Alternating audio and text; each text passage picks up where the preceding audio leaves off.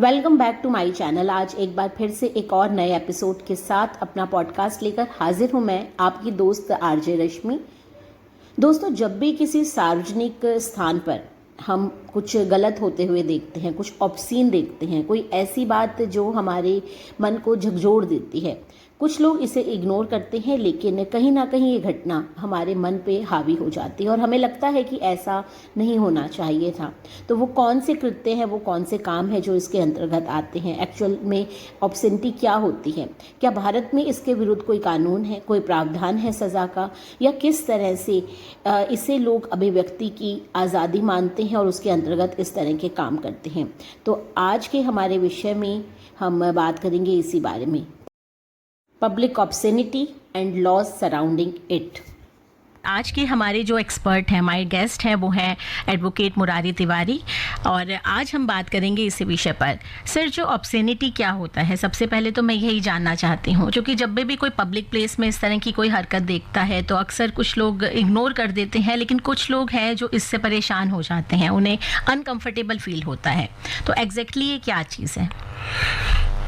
हमें ऑब्ससेनिटी को समझने से पहले ये समझना होगा कि ये आज़ादी मिली कहाँ से है। हम लोग एक डेमोक्रेटिक कंट्री में रहते हैं, इंडिया एक डेमोक्रेटिक कंट्री है और इसमें फ्रीडम ऑफ स्पीच जो है हमारे फंडामेंटल राइट है। आर्टिकल 19 जो है कॉन्स्टिट्यूशन का, वो हमें फ्रीडम देता है कि आप फ्रीली बोल सकें, एक्सप्रेस कर सकें अपने थॉट्स को, ओपिनियंस को, आइडियाज़ को।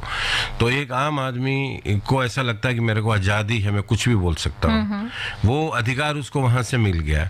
लेकिन उसको इस बात का ध्यान नहीं रहता है कि मेरे को अधिकार के साथ साथ में रिस्ट्रिक्शन भी हैं कि मेरे को हर चीज़ नहीं बोल सकता मैं कहीं भी पब्लिक प्लेसेस पर। तो फिर ऑब्ससेनिटी की बात आती है। तो ऑब्ससेनिटी एक तरीके से अश्लील भाषा हो गई जो वहाँ की जो प्रिवेलिंग सोसाइटी है उसको वो पसंद नहीं है, आम आदमी को पसंद नहीं है। और ये डिफर कर सकती है समाज टू समाज, society to society, state to state.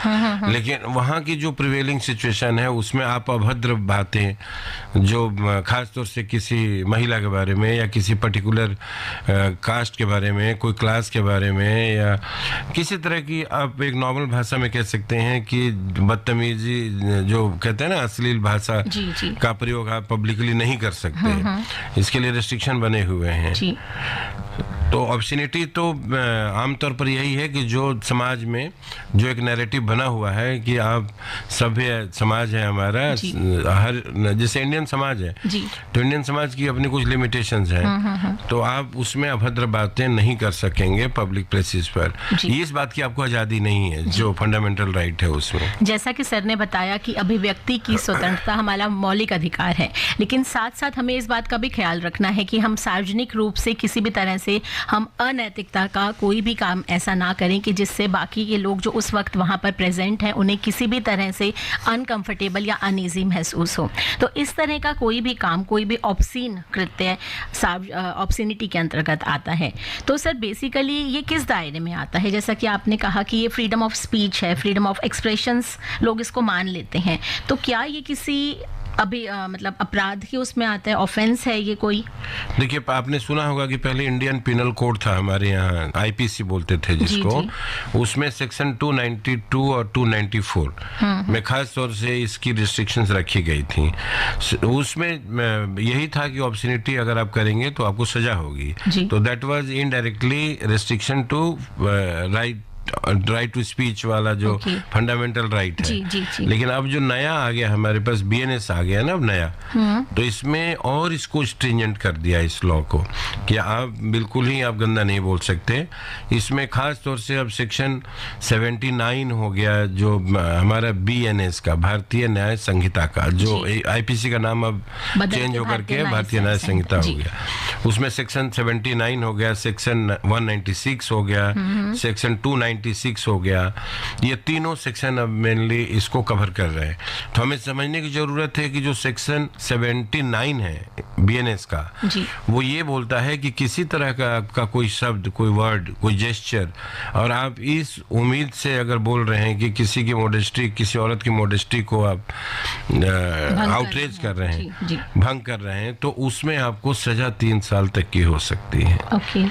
Section 196 है, अगर आपने किसी तरह का कोई इनेमिकल, कोई डिफरेंट ग्रुप्स में, जैसे आप सोसाइटी में अलग अलग रिलीजन में ग्रुप्स होते हैं या विद इन द कास्ट में ग्रुप्स होते हैं, तो डिफरेंट ग्रुप्स वगैरह के ऊपर अगर आपने कोई religion base, race base, place of birth base और इस तरह के कोई भी भाषा, भद्र भाषा का, उससे रिलेटेड अगर आप बात करते हैं तो उसमें भी 3 साल की सजा है। ओके। और साथ में जुर्माना भी हो सकता है। जी।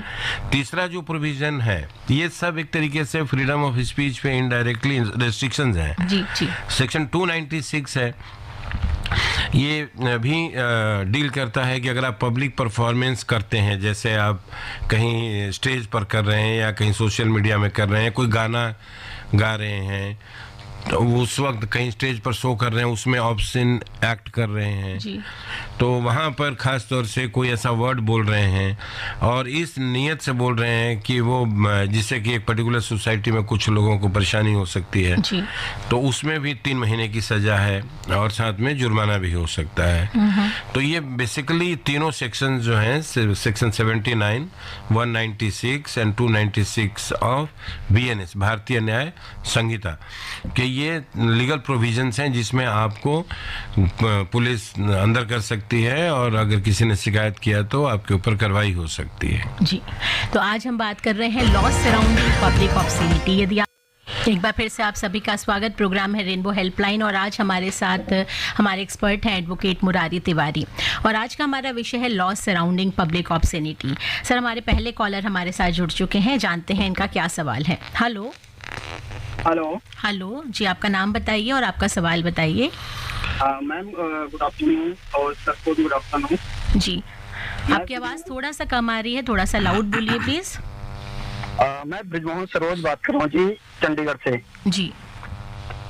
मैम मेरा सवाल क्या यही है कि जैसे अभी हम इस पे डिस्कस कर रहे हैं सोशल मीडिया के थ्रू कि लोग सोशल मीडिया, व्हाट्सएप, इंस्टाग्राम या यूट्यूब पर इतने लीगल मतलब वर्ड्स बोलते हैं, गाने जो अभद्र गाना चलाते हैं जी। तो इस पर क्या गवर्नमेंट मतलब इसको ट्रैक नहीं कर पा रही है या सोशल मीडिया के थ्रू ट्रैक नहीं हो पा रहा? इतनी ज्यादा इनेक्टिविटी मतलब आ रहे हैं बच्चों के साथ, फैमिली के साथ, इसका क्या प्रोविजन है? इस पे क्यों नहीं ध्यान दिया जा रहा है? जी बिल्कुल।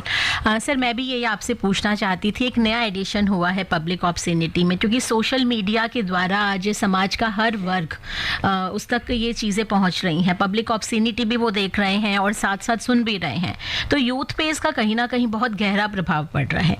तो क्या ये सब पब्लिक ऑब्स्सिनिटी के अंतर्गत नहीं आते? देखिए, क्वेश्चन बहुत ही वैलिड है इनका, और जहाँ तक बात गवर्नमेंट का है कि एक्शन क्यों नहीं लेती, तो पुलिस के पास काम, मुझे लगता है कि उनकी जिम्मेवारी इतनी ज़्यादा है खुद, क्योंकि मुकदमा कोई भी दर्ज करा सकता है। अगर पब्लिक प्लेस में रश्मि जी अगर कोई भी किसी तरह का कोई ऑब्स्सीन एक्ट कर रहा है या गाना गा रहा है या कोई वर्ड यूज कर रहा है, तो वहाँ जो भी बैठा हुआ है वो भी उनमें से कोई भी एफआईआर करा सकता है। और पुलिस चाहे तो, कई बार आपने देखा है कि पुलिस भी कई बार मुकदमा दर्ज कराती है खुद। जी। हमारे जो क्रिमिनल लॉ है, क्रिमिनल लॉ के अंदर ये आज़ादी सबको दी हुई है कि अगर आप कहीं देखते हैं कुछ गलत हो रहा है तो आप एफआईआर करा सकते हैं। उसमें कोई जरूरी नहीं है कि आपके साथ ही कहीं कोई कर रहा हो जी। तो लेकिन मुझे जो ऐसा लगता है कि गवर्नमेंट रिस्ट्रिक्शंस तो बनाती है टाइम टू टाइम, लेकिन उसको इतना इम्प्लीमेंट नहीं कर पाती सीरियसली।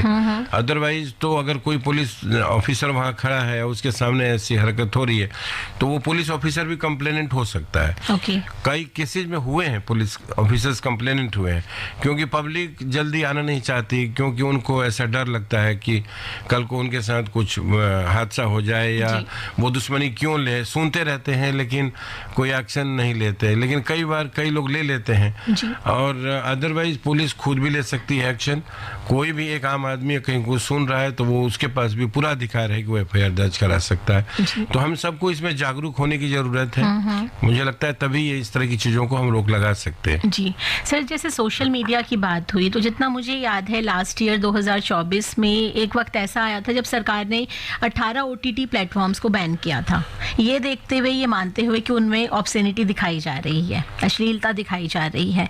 तो क्या वाकई इसकी कोई लिमिट है तय कि मतलब किस लिमिट के आधार पर ये काम हो सकते हैं और कैसे हम इन चीज़ों से बच सकते हैं? देखिए, गवर्नमेंट की रेगुलेटरी अथॉरिटीज तो बनी हुई है इन चीज़ों के लिए। कहीं भी कोई भी पहले सीरीज बनता है या कोई मूवी बनती है, उनके लिए अथॉरिटीज हैं, वहाँ से पास होना होता है। लेकिन बहुत सारे छोटे छोटे रील्स हैं जैसे, और छोटे छोटे सोशल मीडिया पे वो शॉर्ट मूवी बना दिए या कुछ ऐसा जो उनके कंट्रोल से बाहर है। जी। तो फिर भी ये जो आपने जो बताया, जो 18 जो ओटीटी वाले, हाँ, जी। वो वही था जो इनके हमारे जो कॉलर थे उनका जवाब था कि गवर्नमेंट ने एक्शन लिया जी, तभी उनको बैन किया। बिल्कुल। और हमें थोड़ा पब्लिक को जागरूक होने की जरूरत है कि अगर कहीं कुछ इस तरह का देखते हैं तो हम एफआईआर जरूर कराएं। जी, तो आप ये इस बात को बहुत अच्छे से समझ लें, यदि कहीं भी आप अश्लीलता होते हुए देखते हैं, कोई गलत काम ऐसा देखते हैं जिससे आप अनकंफर्टेबल महसूस करते हैं, तो आप उसकी शिकायत कर सकते हैं। सर, आगे हम और भी बात करेंगे, लेकिन हमारे एक और कॉलर लाइन पर जुड़ चुके हैं, जानते हैं इनका क्या सवाल है। हेलो। हेलो जी, आप कहाँ से बोल रहे हैं? अपना नाम बताइए और अपना सवाल पूछिए। हाँ जी, मैं राजेंद्र बोल रहा हूँ करमपुरा से। जी राजेंद्र जी, सब पूछिए आपका सवाल। हाँ, पहले तो एंकर मैम को नमस्कार। नमस्कार जी। और टॉपिक रिलेटेड एक्सपर्ट नमस्कार। जी नमस्कार, उनकी तरफ से भी। हाँ, पहला सवाल तो यह है कि जैसे मान लीजिए हम कहीं से हमारी गुजर बसर हो रही है, जा रहे हैं, और हमें कोई अश्लील वीडियो दिखा रहा है या अश्लील हरकत हमारे सामने कर रहा है, या एग्जाम्पल या हम कहीं पर खड़े हैं, पार्क वार्क में गए जैसे घूमने फिरने के लिए, हमारे अगल बगल में आके दो लोग अश्लील हरकतें कर रहे हैं, अश्लील बातें बोल रहे हैं जी, तो ऐसी स्थिति में हमें क्या करना चाहिए? पहला सवाल ये है। और दूसरा सवाल मेरा वहीं से रिलेटेड है। पार्क में से जाते हैं हम लोग तो वहीं लोग पास कर रहे हैं, थूक रहे हैं, लेकिन जिस पे हम बैठते हैं उस पर जूते चप्पल लेके बैठ जाते हैं और जहाँ पीठ लगानी होती है वहां पर जो है वो बैग रख लेते हैं। जी सर, ये जानना चाहते हैं कि जो कहीं ये बाहर जाते हैं, कोई ने अश्लील वीडियो दिखा रहा है या कोई अश्लील सामग्री दिखा रहा है, तो ऐसी स्थिति में उन्हें क्या करना चाहिए? देखिए, ये बात आज के प्रोग्राम से रिलेटेड है। अगर कोई इस तरह का कोई हरकत आपके साथ कर रहा है तो आपको थोड़ा एक्शन लेना होगा। ये जो आपने कहा कि कुछ नहीं हो पा रहा है या कुछ नहीं होता है, उसको हम अलाउ करते हैं जी बेसिकली। अदरवाइज 100 नंबर की कॉल है, 112 नंबर की कॉल है, आप कहीं से फोन करके पुलिस को बुला सकते हैं कि ये आदमी और या ये औरत इस तरह की यहाँ पर हरकत कर सकती है, और आप कंप्लेन दर्ज करा सकते हैं, उस पर मुकदमा दर्ज होता है जी। लेकिन हमें लगता है कई बार की प्रोसेस हमारा कहीं लंबा हो जाए, मैं कहीं कंप्लेनेंट बन जाऊं तो मेरे को कोर्ट जाना पड़ेगा या तारीख भुगतनी पड़ेगी। इन सब मानसिकताओं की वजह से हम लोग कुछ नहीं करा पाते बिल्कुल, और चीजों को बढ़ावा मिलता रहता है। अदरवाइज तो गलत ही है। आप पब्लिक प्लेस पे नहीं कर सकते तो नहीं कर सकते, लेकिन हम उसको अलाउ करते हैं, अदरवाइज वो अलाउ नहीं हो सकता। दूसरा क्वेश्चन इनका सफाई अभियान से है रिलेटेड, तो इसीलिए तो उसके लिए भी काफी समाज में मैंने देखा सुधार हो रहा है। अब लोगों ने रोड पर जैसे पहले कूड़ा फेंक देते थे या पॉलीथीन का कवर फेंक दिया, अब तो छोटे छोटे बच्चों को भी मैं देख रहा हूँ कि वो कॉन्शियस हो गए, जागरूक हो गए। पेरेंट्स को रोकते हैं कि मम्मी और डैडी आप ऐसा ना फेंकें। तो समाज हमारा इम्प्रूव कर रहा है, सुधर रहा है। लेकिन अगर इनको कहीं ऑफेंसिव कुछ भी लगता है तो उसके लिए शिकायत खुद कर सकते हैं डायरेक्ट। जी सर, जैसे आपने बताया कि वो शिकायत खुद कर सकते हैं, और कई बार ऐसा भी होता है कि आपके मैसेज बॉक्स में या आपकी फ़ोन कॉल के द्वारा भी इस तरह की कुछ ऑब्सीन बातें कोई शेयर कर रहा है, तो उनके लिए एक तो कहते हैं कि ब्लॉक कर दीजिए आप फ़ोन को, लेकिन ब्लॉक करना मुझे लगता है समाधान नहीं है, उसकी शिकायत होनी बहुत ज़रूरी है। तो किस पोर्टल पर जाकर या कहाँ जाकर ये शिकायत की जा सकती है? देखिए, देखिए हर एक स्टेट में पुलिस की ना पोर्टल्स बनी हुई हैं। जैसे दिल्ली पुलिस है, दिल्ली पुलिस की जैसी साइट आप खोलेंगे तो कंप्लेंट लॉन्च करने का पोर्टल बना हुआ है। ओके। आप सीधे सीधे उस पर टू द कमिश्नर और टू द SHO जो जहाँ का एरिया है, या सीधा डायरेक्ट कमिश्नर को भी एड्रेस कर सकते हैं। उस पर आप पूरी अपनी शिकायत उसके ऊपर लिख डालें जी। और लिखने के बाद आपका उस पर ईमेल एड्रेस चला जाएगा ऑटोमेटिक, फोन नंबर जाएगा आपका। फिर उसके बाद वो कंप्लेंट किसी एक पर्टिकुलर पुलिस ऑफिसर को, इन्वेस्टिगेटिंग ऑफिसर को असाइन होती है। Then that police officer will call you, और वो जो आपके पास उससे रिलेटेड एविडेंसेस वगैरह होंगी, जो आपके पास स्क्रीनशॉट होगा या कोई इंफॉर्मेशन है, आप उस पुलिस ऑफिसर को दे सकते हैं। तो वो पुलिस ऑफिसर उसके ऊपर कार्रवाई करेगा। आपको अब पहले की तरह परेशान नहीं होना है, आप ऑनलाइन भी FIR आराम से दर्ज करा सकते हैं, कहीं जाने की जरूरत नहीं है। खुद पुलिस ऑफिसर आपके पास आकर के आपसे पूछेगा, कोई जिसको भी वो डिप्यूट किया जाएगा। जी। बहुत बार ऐसा होता है कि हम कहीं सार्वजनिक प्लेस पर कोई ऑब्सीन होते हुए देखते हैं, कुछ ऐसा गलत कृत्य देखते हैं जो हमारी आंखों को अच्छा नहीं लगता, हमें लगता है कि इस तरह का कृत्य, इस तरह की बात समाज में नहीं होनी चाहिए और हम उसकी शिकायत करना चाहते हैं। तो बिना डरे बिना सोचे आप उसका फोटो ले सकते हैं और दिल्ली पुलिस या संबंधित जो स्टेट में आप हैं वहाँ के पोर्टल पर जाकर आप उसकी शिकायत कर सकते हैं। इसलिए डरे नहीं, सोचे नहीं, घबराएं नहीं और तुरंत इसकी शिकायत कीजिए, क्योंकि कोई भी ऐसा कृत्य जो आपको अनकंफर्टेबल बना रहा है वो हमारे यूथ के लिए भी अच्छा नहीं है। जी, तो आज आप सुन रहे हैं प्रोग्राम रेनबो हेल्पलाइन अपनी होस्ट एंड दोस्त रॉकिंग रश्मि के साथ, और हमारे साथ आज एक्सपर्ट हैं एडवोकेट मुरारी तिवारी, जो बात कर रहे हैं लॉ सराउंडिंग पब्लिक ऑब्सेनिटी। हमारे और कॉलर लाइन पर जुड़ चुके हैं, जानते हैं इनका क्या सवाल है। हेलो हेलो, हाँ जी, आपका नाम बताइए। नमस्कार मैम, मैं सत्या बात कर रहा हूँ। सत्या जी बात कर रहे हैं। सत्या जी कहाँ से बोल रहे हैं आप? जी मैम, दिल्ली से बात कर रहा हूँ। जी, आपका सवाल पूछिए। मैम मेरा सवाल यही है, मैं कह रहा हूँ कि सोशल मीडिया पर विदेशों में कड़े कानून बन रहे हैं। सत्या जी, आपके पीछे रेडियो चल रहा है, थोड़ा सा उससे दूर होकर बात कीजिए ताकि आपकी आवाज हमें साफ आ सके। मैम मैं थोड़ा दूरी हूँ, लेकिन मैं यही पूछ रहा हूँ कि विदेशों में इतने कड़े कानून बन रहे, भारत में क्यों नहीं बन रहे? कि भारत में मुझे तो लगता है कि सरकारें ही कमजोर पड़ जाती हैं जनता के सामने। विदेशों में देखिए, हम देख रहे चाइना वगैरह में इतने अच्छे से कानून बनाते भी, इम्प्लीमेंट भी करते हैं। वो बात ठीक है, चाइना में कम्युनिस्ट की वजह से थोड़ा ऐसा हो जाता है। तो भारत में मेरा मानना किया जा सकता है, लेकिन शायद सरकारें जो है इसके लिए इच्छा शक्ति उनमें नहीं है। जी बिल्कुल, आपका सवाल का जवाब हमारे एक्सपर्ट एडवोकेट देते हैं। जी सर। देखिए, कानून हमारे यहाँ भी बहुत तगड़े तगड़े बने हुए हैं। ये 3 साल की सजा कम नहीं होती है किसी ऑब्सेनिटी के लिए। जी। 3 साल बहुत पीरियड होता है। अगर 3 साल किसी को आप जेल में डाल दें, साथ में जुर्माना भी कर दें, जी, तो उसके लिए तो जिंदगी खराब होने वाली बात है। और कई केसेज में होते भी हैं। जी। लेकिन सबसे बड़ी प्रॉब्लम है कि हम लोग खुद शिकायत नहीं करते, आगे नहीं आते, तो पुलिस के पास नहीं जाना चाहते, और तो फिर होगा क्या, ऐसे चलता रहेगा। और डेमोक्रेटिक कंट्री है, हमें लगता है कि हमारे को सब चीज की आजादी है। जैसे मैं अपने शुरू में बताया आपको कि जो फंडामेंटल राइट है हमारा, आर्टिकल 19 कॉन्स्टिट्यूशन ऑफ इंडिया का, हमें तो ऐसा लगता है कि हमें आजादी दिया, मैं कुछ भी बोल सकता हूँ। साथ में हम ये भूल जाते हैं कि हमारे रिस्ट्रिक्शंस क्या हैं। तो हमें आगे बढ़ना होगा, और इस तरह के जो कंप्लेंट्स पहले के मुकाबले अब तो काफ़ी ज़्यादा आती हैं, लोग अब चीज़ों को सीरियसली लेते हैं।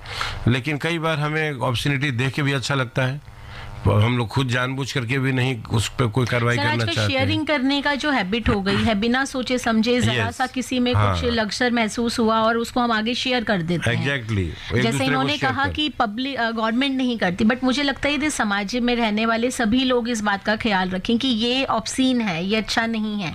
इसे यूथ देखेगा या छोटे बच्चे देखेंगे तो उन्हें खुद ही उसे आगे फॉरवर्ड नहीं करना चाहिए। बिल्कुल ठीक है आपने, जो शेयरिंग करते हैं हम लोग, और प्लेजर ले लेकर के, मजे लेकर के, चाहे मेल हो फीमेल हो, सब करते हैं आपस में। तो इस वजह से अच्छा, ये क्रिमिनल लॉ में एक और चीज है कि जब तक कोई खड़ा नहीं होता है कि भाई आपको आपके खिलाफ शिकायत करनी है, आपको किसी ने कोई चीज शेयर किया, और चाहे वो ऑब्सीनी क्यों ना हो, और आपको अच्छा लग रहा है और आपने उसको चुपचाप देख लिया, अपने पास रख लिया, तो it is not an offence, क्योंकि उसके बारे में किसी ने शिकायत ही नहीं किया।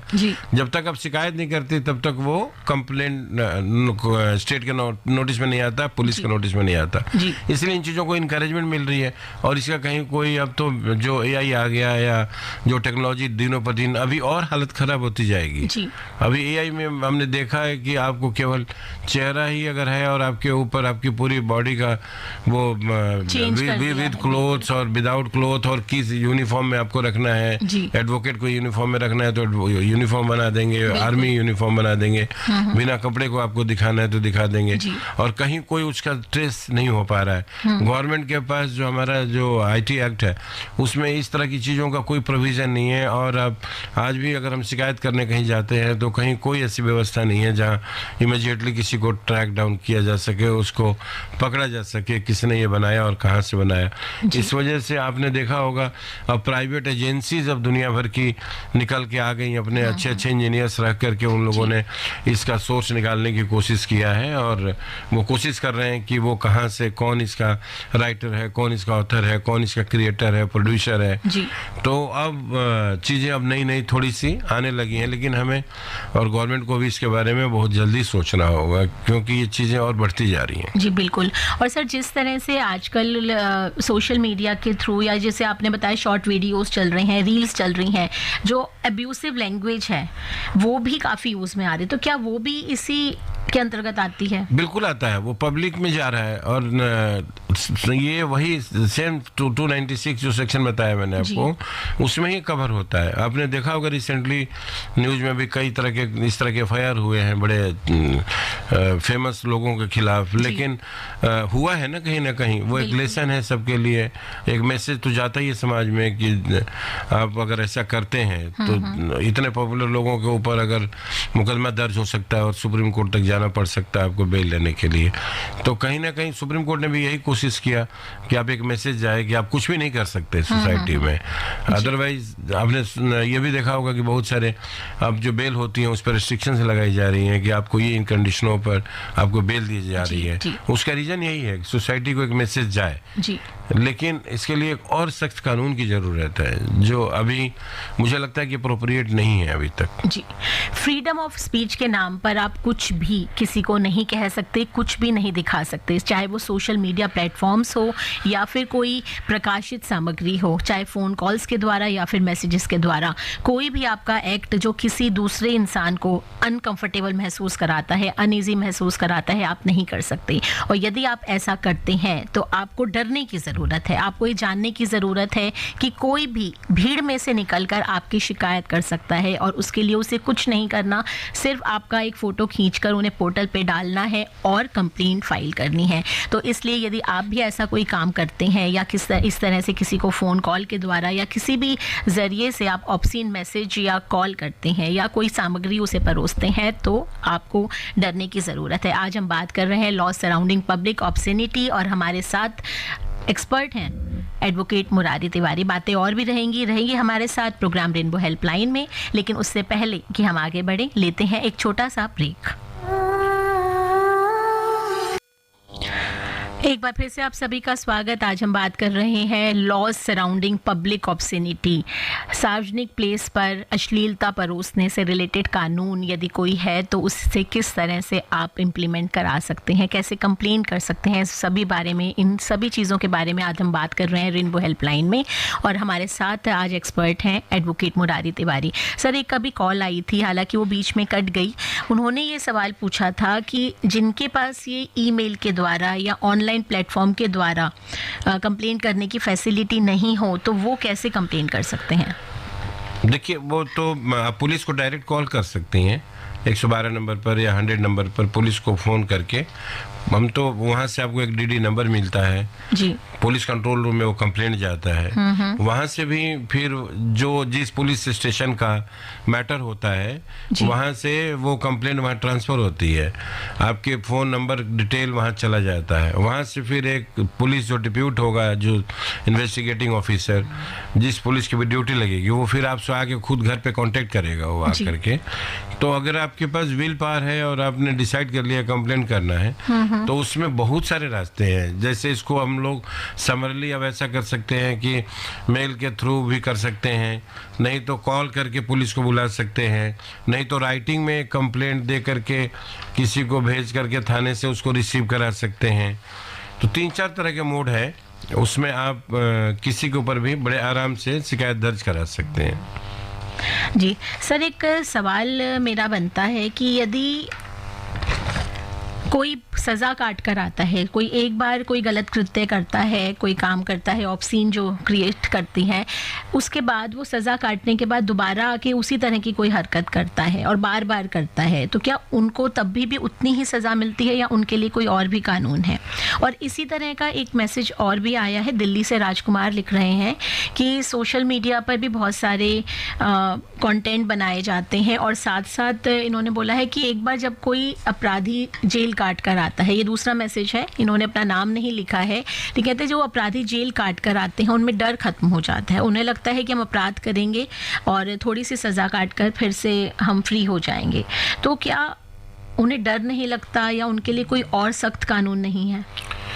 देखिए, ये तो जो मेंटली और साइकोलॉजिकली हिले हुए लोग तो वो तो एक्सेप्शन में आते हैं जी। 90% लोगों को अगर एक बार सजा मिल जाती है तो वो दोबारा सुधरने की कोशिश करते हैं। और जो हमारे यहाँ जेल का प्रोविजन भी बना हुआ है वो रिफॉर्मेटिव है कि आदमी में सुधार हो।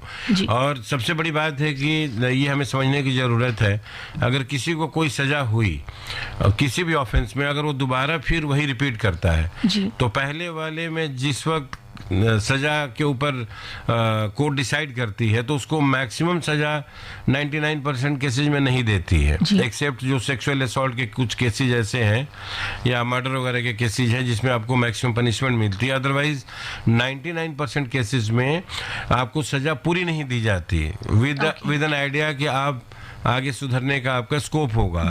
लीनियंसी बरती जाती है। और एज ए लॉयर भी हम लोग कोशिश करते हैं कोर्ट को कहना कि इस आदमी का ये पहला ऑफेंस है लाइफ में, तो आप इसको पूरी सजा देने के बजाय कुछ कम कर दें so that he will reform in his life. लेकिन अगर वो सेकेंड टाइम वही आदमी वही सेम ऑफेंस करता है तो कोर्ट वहां पर कोई लीनियंसी नहीं बरतती उसमें। अगर मैक्सिमम जो पनिशमेंट तय है वो मैक्सिमम देगी, ये चीज हमें ध्यान रखने की जरूरत है। तो वो उसमें कोई लीनियंसी नहीं आएगी, तो उसके लिए एक तरीके से सजा ज्यादा ही हो गई है। जी।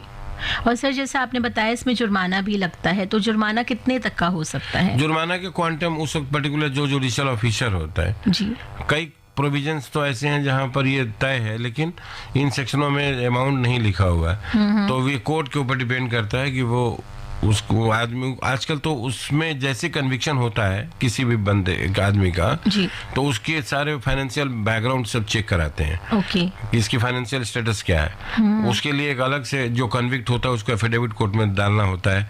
पुलिस भी अपने लेवल पर उसको वेरीफाई करती है कि इसका फाइनेंशियल स्टेटस क्या है, उस हिसाब से फाइन का भी डिसीजन होता है। जी सर, सामाजिक रूप से जब सार्वजनिक रूप से लोग बाहर आते हैं तो जो हमारा जो समाज है उसका इसमें क्या भूमिका है कि वो किस तरह से वो क्या करे कि पब्लिक में ऑब्सेनिटी क्रिएट करने वाले कम हों और धीरे धीरे ये जो चीज़ें हैं ये ख़त्म हो सकें, तो समाज की क्या भूमिका है? देखिए, जब भी किसी को इस तरह की ऑफेंसेज में सजा होती है तो नेचुरली उस व्यक्ति का समाज में रेपुटेशन काफ़ी हद तक खराब होता है, परिवार के लिए भी बड़ी परेशानी की बात है। और मैंने आपको बताया कि जो हमारे डेमोक्रेटिक सेटअप में एक सजा भी जो है एक रिफॉर्मेटिव एटीट्यूड से देखा जाता है। तो अगर किसी ने सजा काट के आ भी गया तो उसको समाज को चाहिए कि उसको अच्छी तरह से गाइड करके और कोशिश करे कि वो दोबारा जीवन में ना करे। उसको हम सबको मिल करके यही सलाह देने की जरूरत है कि उसको एक लेसन के तौर पर ले जिससे कि वो दोबारा ऑफेंस कमिट ना हो पाए। जी, आज हम बात कर रहे हैं लॉ सराउंडिंग पब्लिक ऑब्सेनिटी और हमारे साथ स्टूडियो में हमारे एक्सपर्ट थे एडवोकेट मुरारी तिवारी। सर, चूंकि अब वक्त बहुत थोड़ा सा बचा है तो चलते चलते आप हमारे लिसनर से क्या कहना चाहेंगे? मैं तो सबको यही कहूँगा कि हमें थोड़ा आगे बढ़ने की ज़रूरत है। सबसे पहले तो जो ये बनाते हैं ऑब्सेनिटी वाले वीडियो कंटेंट्स और यूज करते हैं पब्लिक प्लेसेस पर, अपने लैंग्वेज पर कंट्रोल रखें, गाली गलौज ना करें, अभद्र बातें ना करें और कोशिश करें कि किसी तरह से कोई जबान से कोई गलत बात निकल गई तो उसी वक्त इमीडिएटली उसको सॉरी फील करके जिसके लिए भी निकला हो वहाँ से उससे माफ़ी मांगें और जिससे एक समाज में मैसेज आए कि हम ऐसे दोबारा ना कर सकें। जी, तो सर आप यहाँ आए, एफएम रेनबो के स्टूडियो में आए, आपने इतनी सारी जानकारी हमें दी, इतनी अच्छी अच्छी बातें की, आपका बहुत बहुत शुक्रिया। थैंक यू वेरी मच, आपका भी और आपके चैनल का भी, जो मुझे भी मौका दिया लोगों से इंटरेक्ट होने का। Thank you so much. जी, और अब चलते ये बताते चलिए कि आपको आज का पॉडकास्ट कैसा लगा और आगे आप कौन से विषयों पर आप जानना चाहते हैं। और यदि आपको ये पॉडकास्ट पसंद आया है तो इसे लाइक कीजिए, शेयर कीजिए और चैनल को सब्सक्राइब करना बिल्कुल मत भूलिए। Thank you.